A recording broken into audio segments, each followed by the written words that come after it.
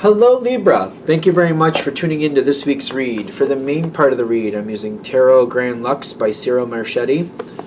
There's a website for Ciro, usgamesinc.com. Feel free to freeze frame and use that information if you'd like to. Supportive Oracle cards. You Are Clairvoyant Oracle cards by Belinda Grace. Illustrations by Elaine Marzin.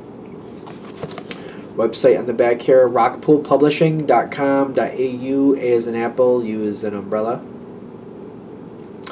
Again, feel free to freeze frame if you want that information or need to write it down in some respect.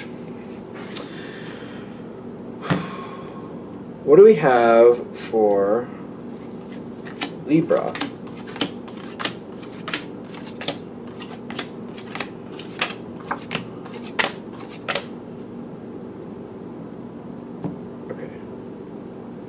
You've got a couple double cards popping out. And you had one card fall out while I was... Life Journey fell out while I was shuffling. It was face down, though. So I feel like you're making good decisions, but I have a weird feeling that you're questioning if that's really the case. You are making really good decisions. I don't know. You seem to be really questioning that as you keep moving and you keep moving.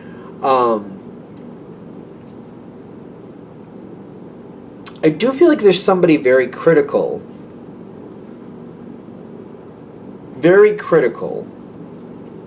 with this devil card, like picking apart what you've been a part of, how you've handled things, how this could have gone better, how that could have gone better. Somebody's very critical of what's going on here. But I'm also really kind of feeling that energy of the 2020 hindsight is always 2020. Once everything's all said and done, it's easy to look back and be like, well, this should have happened like that and that should have been like this. It's kind of like remembering, you know, when you're in the thick of stuff and when you're dealing with things, you don't have the luxury to do that, to just slow down, calculate all the angles, calculate how things could possibly work out. That's not a fair assessment. Like when you're in the middle of something, like if you got like 5 things to do in 20 minutes, not for nothing, you don't have time to sit back and plan it for 10 minutes and then you just have 10 minutes to do it, to get these 5 things done. You got to get as many things as you can done in those 20 minutes, so you just got to do it off the cuff, try to make the best decision you can and just move forward best you can, especially when people are rushing you. And I feel like whatever the situation is, it's also like, you know, if you're only privy to half the information, but you need to make a decision, you're just going to do the best you can with the information you have available to you. I feel like you're more likely to be on point with that, but it's also reminding you, if you were rushed to get something done and you weren't given the luxury to step back and really think things out, you know, hindsight's 2020. Once you know how it was going to play out, that's when you're on the other side. But when you're dealing with it in the moment, you're doing the best you can. I feel like a lot of times that gets pushed to the side and people ignore that. I remember a couple of times in corporate America where we'd have phone calls and stuff like that, and when somebody's coming at you with something quick and they need an answer, you do the best, you get who you can, you move forward, you move on. And they would come back and they would pick apart some of these calls, but it's kind of like they're not adding in like the calls before that, how frazzled you might have been before that, what you had to deal with, what's going around physically around you with people maybe doing this or doing that, or people bringing in food, or people walking around doing what they're doing, or people walking around seeing the building. Not to mention, like, you know, if you're new to certain information, trying to find the information as quickly as possible, but also making sure you're definitely correct in what you're telling somebody. There's a lot of factors that I feel like are just ignored, kind of like you're just supposed to be perfect right out the gate. And I feel like this is a similar situation for you. Like, there's a lot of factors that need to be added in and to be considered, because you did do a pretty good job is what I'm getting. You did a very solid job, but I feel like somebody's treating you like you made a bunch of mistakes. You did really good job for what we were thrown into. Like, if you had 5 different people thrown into the same situation, most of them wouldn't do half as well. Just to be fair. If we're gonna, you know what I mean? Let's just be fair. because I feel like somebody's like being very like they're pointing at you. They're saying you should have done this, you should have done that. Very, I almost feel like demeaning. I want to say demeaning, and it's making you doubt yourself. I feel like it's making you doubt yourself.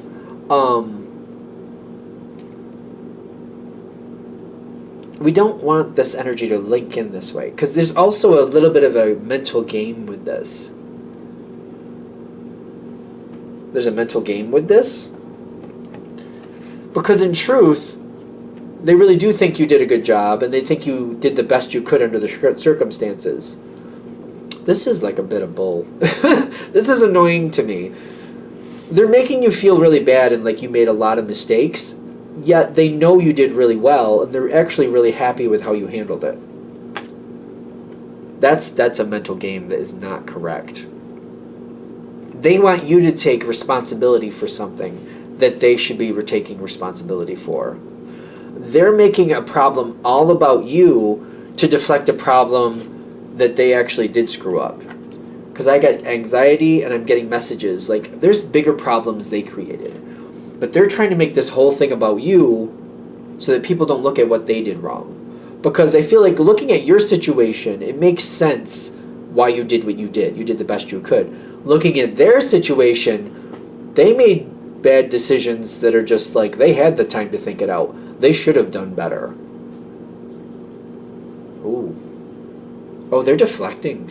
They're big time. Big time. They're deflecting. Let's make Libra the target, then people won't look at what I did because I really should have done that better, and they know it. They're making you like a scapegoat for something, a diversion, a scapegoat / diversion, so that people won't look too hard at what they screwed up. Because what they screwed up, they really should have done better with that. But they're like, oh, I have to deal with this problem with Libra. Oh, I have to get Libra back on point. Oh, Libra usually does better than this. So I got to catch this quick before they screw something else up so I can get this under control.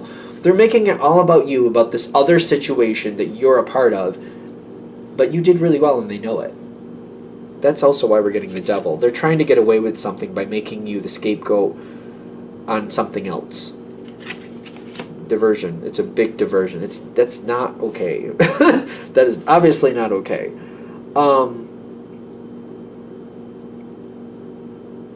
I don't think this is odd for this person. Okay. I'm seeing the Three of Wands, but this is what's coming through. I'm seeing the ship up here in the clouds, right? You know this person well enough to know the games they play. They just want you to see the game they're playing with you. Once you see that game, that's what this is about. Don't doubt yourself. Don't doubt yourself. See it for the game that it is. Once you see that game, I feel like that's what we need. We just need you to see it for the level and depth that it is. Because I feel like this might be a person that you don't really want to see them as that much of a manipulator. Maybe you don't want to see them at that level. But once you do, it will change how you handle the whole situation. The Magician card comes into your power. You're going to move forward the way you need to. You're going to handle it. You're going to take one step in front of the, one step after the next. You're going to know what you need to do. You're just going to handle it. You're going to work through it the way you need to. It seems like your life journey kind of gets really strong here. Kind of like, all right, now that I know what's going on, now that I'm really seeing it, it's not that I did really that bad, because that's not the truth. It's this person is trying to make me a scapegoat, so everybody looks at me. It's kind of like, you have a bunch of kids, and a couple kids are fighting over on this one side, and the one kid's like, "Ooh, all the grown-ups are going over there and paying attention to those kids fighting. I can go over here and steal a couple candy bars and hide them in my room for later. Nobody will know the difference." You know what I mean? It's kind of like that. Kind of, except they're creating that diversion. Maybe a better way to put it is like this same kid, maybe the reason all these kids are arguing and fighting is because this kid let the dog out, and now this dog is chasing people around, wants to play with the frisbee, and now they're all the kids are upset and arguing, like, this stupid dog, and somebody's else, no, that the dog's great, we love the dog, you be nice to the dog. Like, all this commotion's happening. This kid started it by letting that dog go, knowing full well that would happen. All the grown-ups are going out to find out what's going on in the yard. Why is everybody screaming and what's going on? Why is the dog barking? Why is the dog even out there? This kid runs over here, steals the candy bar, puts them away where people can't find them. and then plays innocent, like, what are you talking about? What dog? I don't know what you're talking about. Oh my gosh, I must have walked in and not realized he snuck by me. Oh goodness. Meanwhile, they stole the candy bars. People have no idea the candy bars are missing. Was that fun? I guess. Once you see it, that was like, I felt like I talked fast on that one. Is it down in the lower right? You have the ability to slow down the video. You might need to because I went fast. Although if you don't, then you don't. Once you see it, you'll reconstitute it. You'll put it back together. You'll change this whole situation, because I feel like once you see it, it's something about this person not wanting to see them in that light and not wanting to believe they would do that to you. But once you see it, it's going to change the whole situation. You're going to reform this situation to a way that fits you a lot better. Trying to come into the next step, if there is a next step. I feel like it's shutting down, because I feel like this energy is not something that you should be working with as much as calling out. I don't know what to say about that. Like, I feel like you've been appeasing this energy or working with it, trying to be diplomatic with it, but it's kind of like it's coming to a point where this energy is really being seen for how toxic it really is, and it's kind of like we don't want to be working with toxic chemicals. Like, these toxic chemicals don't belong here. We don't want to be mixing that into our bread. We don't want to be mixing that into our soup. We don't want to be people drinking that. That's toxic. So it's kind of like realizing, it's kind of like looking at it that way. Like, this person is a toxic chemical, and we don't want that in our food. And kind of like, well, what do I need to do about that then? It's kind of like that.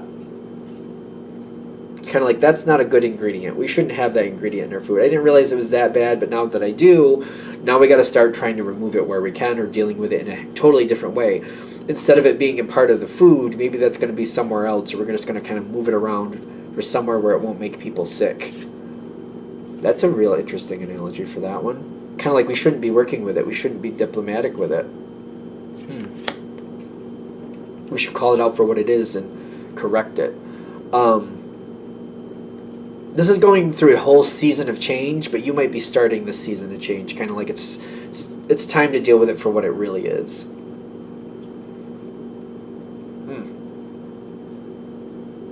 I think we're there. Okay, well, that's what this is pointing out. That's interesting. I'm going to shut this down here. I hope that helps. Thank you for watching. If you'd like a direct reading from me, shoot me an email, jamesforastral@gmail.com. That's James, the number 4, astral@gmail.com. If you're interested in the donation information, that's below with the same email. Thank you for watching, and have a great day.